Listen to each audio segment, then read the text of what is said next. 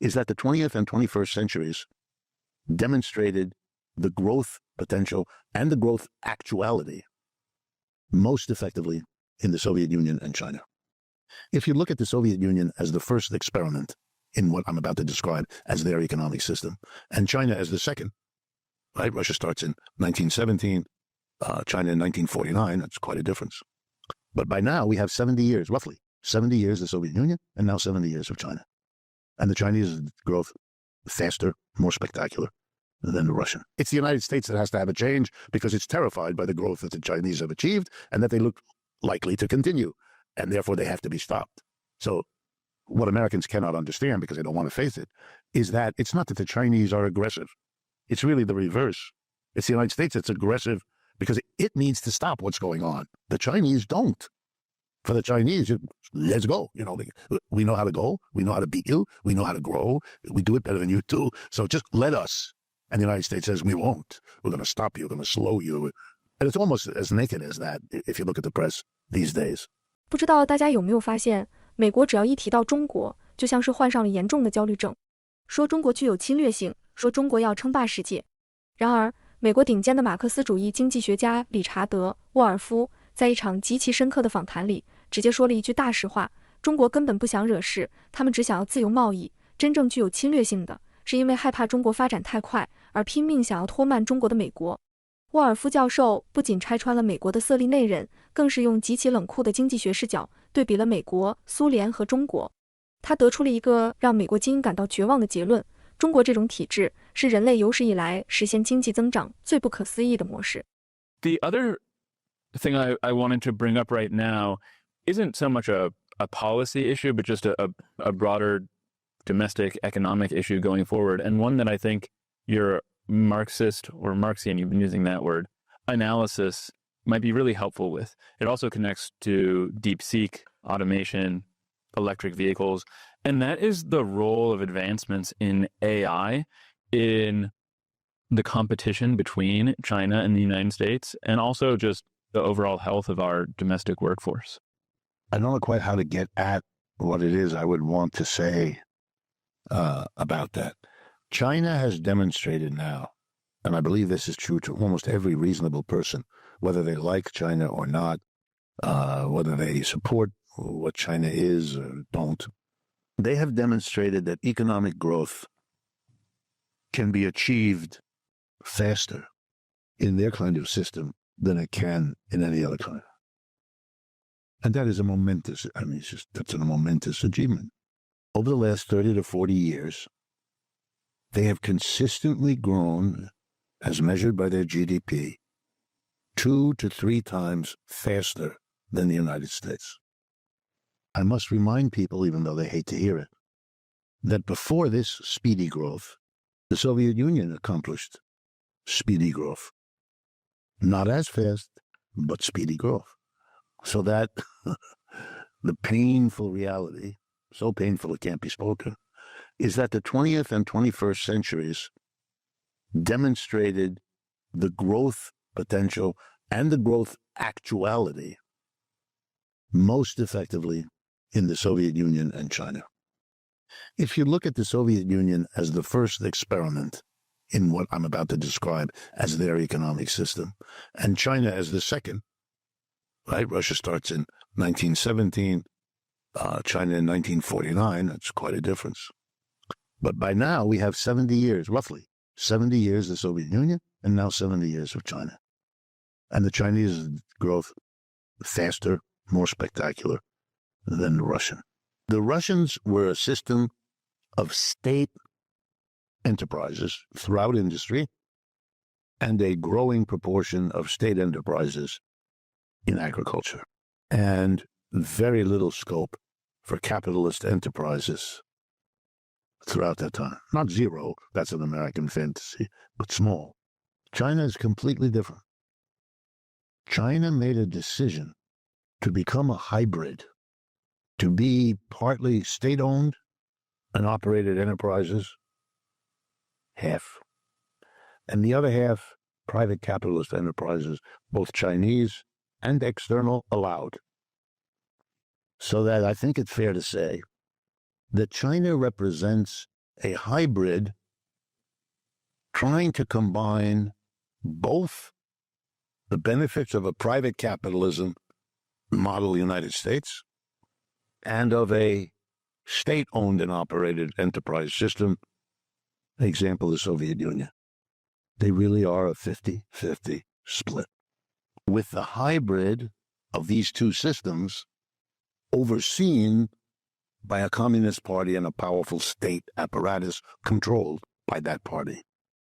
And they've achieved really an unspeakable story. Let me give you one statistic just to put in your head. The GDP of the United States, 28 trillion bucks, more or less. The GDP of Russia, our former arch enemy today, is $3 or $4 trillion. No content, nothing. And that was always true.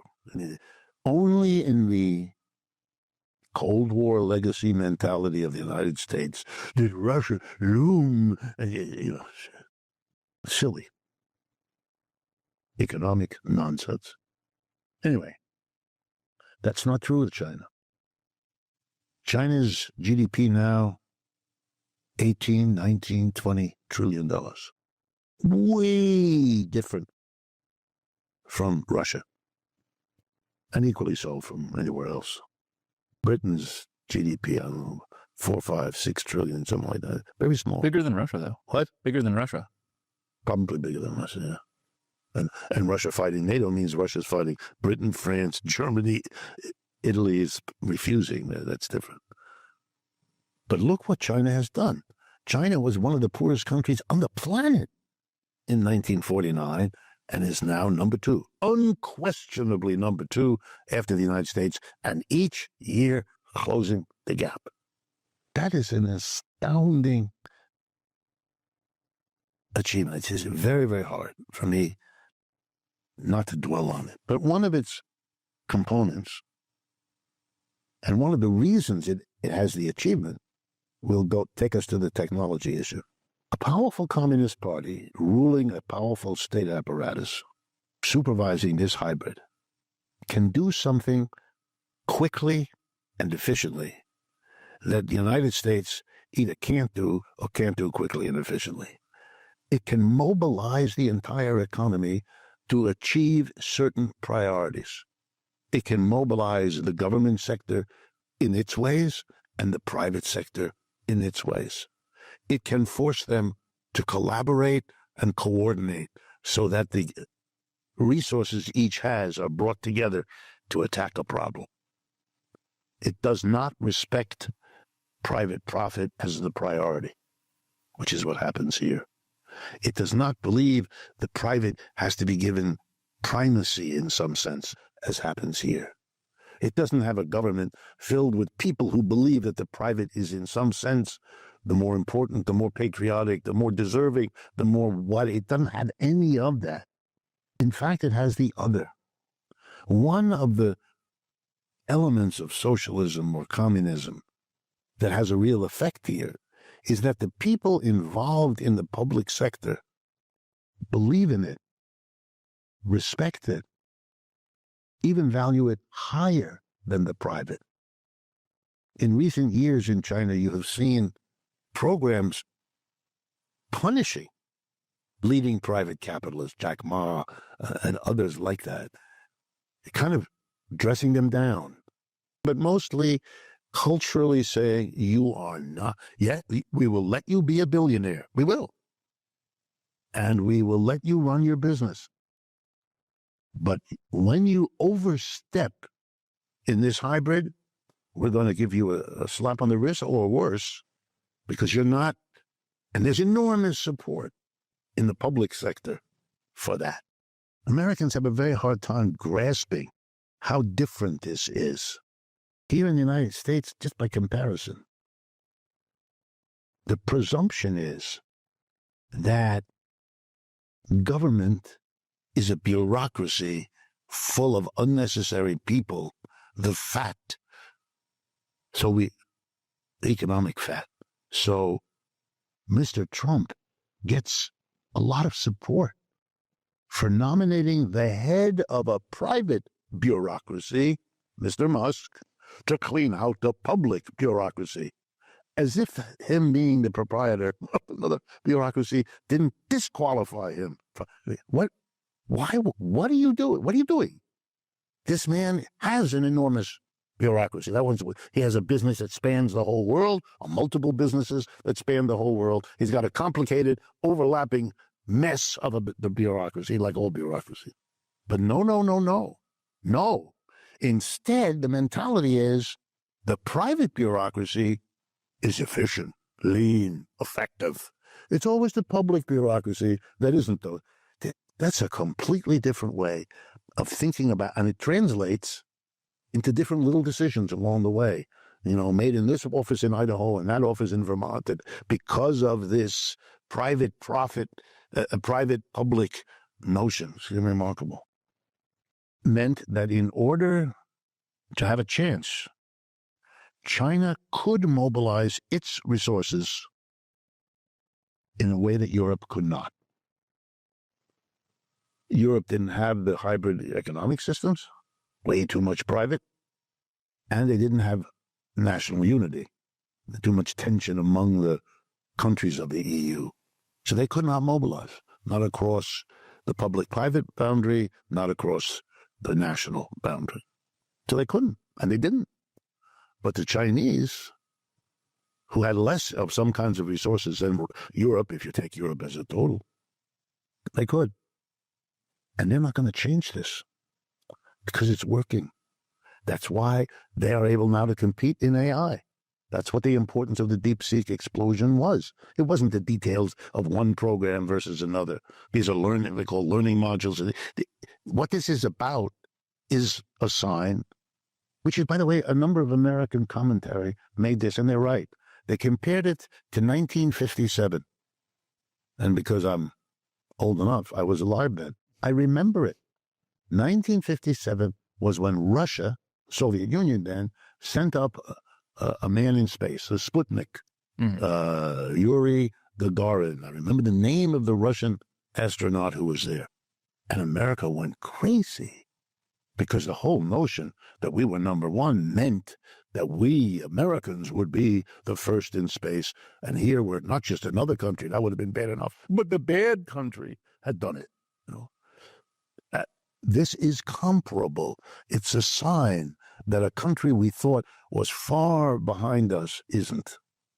And I think you've seen a kind of quasi-hysteria already in Washington as the whole establishment reinforces itself. No, stop. Even though the war in Ukraine is with Russia, we really should be focused on China. My guess, I don't know, of course, but my guess that if Mr. Trump delivers on his promise to end the war in Ukraine, he will do so in the name of focusing on the much greater danger represented by China. The truth of it is, the Chinese at this point are not our problem because they don't need, all they want is free trade. All they want is to be allowed to do in the future what they've done in the past. It's the United States that has to have a change because it's terrified by the growth that the Chinese have achieved and that they look likely to continue, and therefore they have to be stopped. So what Americans cannot understand, because they don't want to face it, is that it's not that the Chinese are aggressive. It's really the reverse. It's the United States that's aggressive because it needs to stop what's going on. The Chinese don't. For the Chinese, let's go. We know how to go. We know how to beat you. We know how to grow. We do it better than you do. So just let us. And the United States says, we won't. We're going to stop you. We're going to slow you. And it's almost as naked as that, if you look at the press these days. And, it's a question of whether the Americans have the means. I don't think they do. And have the determination, they may have that, to stay with this policy. I like to remind them that after Britain tried twice to punish the United States for becoming independent, the Revolutionary War of 1812, they gave up. And they basically worked out a deal. Americans would leave them alone and the rest of the world do their British Empire. And the British would respect that the United States now had an empire called the Monroe Doctrine. You can take this Western Hemisphere. We're taking everything else. And on that basis, we can all live happily together. And they did. They didn't go to war against each other since that time. Okay, so why not the United States sit down with China and do more or less the same? I don't understand why that isn't talked about. I don't think that's because it isn't an option. I think it is. And I think Americans somewhere know that it is. But for the moment, they're all excited that they may have the ability just to blow the Chinese away, the way the Russians went away.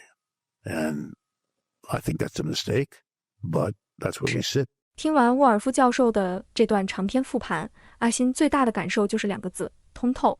他没有陷入西方那种意识形态的自我高潮，而是精准地切中了中美两国在社会操作系统上的根本差异。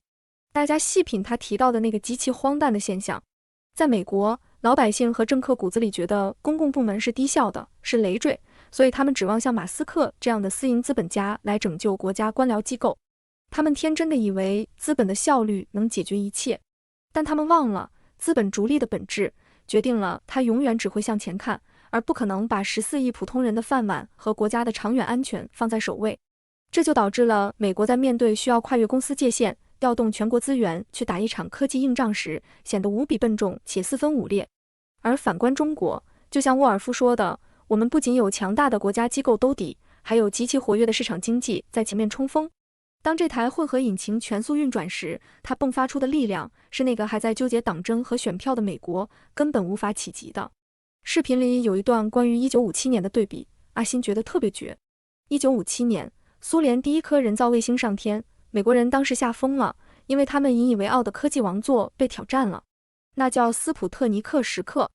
而今天，当中国的 DeepSeek 在人工智能领域撕开一道口子时，华盛顿再次陷入了那种近乎歇斯底里的恐慌。但大家要知道，现在的美国面对中国，比当年面对苏联时还要恐惧10倍。当年苏联刮起的那阵风，虽然在军事和航天让美国感到了寒意，但苏联在轻工业和民用市场上是瘸腿的，它的经济体量从未真正威胁到美国的根基。但今天的中国呢？我们不仅在尖端科技上开始领跑，我们更是拥有着让全世界都无法割舍的全产业链。这不再是一阵让美国发冷的风，而是一场已经燎原且底盘极其扎实的工业大火。美国人现在很清楚，他们没有办法像当年拖垮苏联那样去拖垮中国，所以他们气急败坏，他们撕毁了自己提倡的自由贸易，他们不择手段地想要拖慢我们。这就是为什么沃尔夫说，真正具有侵略性的是美国。但历史的规律是冷酷的，就像视频最后沃尔夫提到的那样，当年大英帝国为了维持霸权，也曾2次试图把独立的美国扼杀在摇篮里，但打到最后，英国人发现打不赢了，只能捏着鼻子认清现实，跟美国坐下来划分势力范围。今天的中美不过是那个历史剧本的重演。美国现在还在做着打压中国的春秋大梦，但当他们在现实的铜墙铁壁上撞得头破血流之后，他们终究会像当年的大英帝国一样，被迫接受这个世界已经不再由他们一家说了算的现实。我们不需要去理会他们的狂怒，因为那是霸权衰落时的阵痛。我们只需要保持这份大国的定力，让那台名为中国的引擎继续平稳的轰鸣。好了，今天茶水间的这场历史推演就到这里。你觉得美国还要撞多少次南墙才会接受现实？欢迎在评论区留下你清醒的见解。关注阿欣的茶水间，让我们在这个飞速变化的时代，一起看清历史运行的真实轨迹。下期见。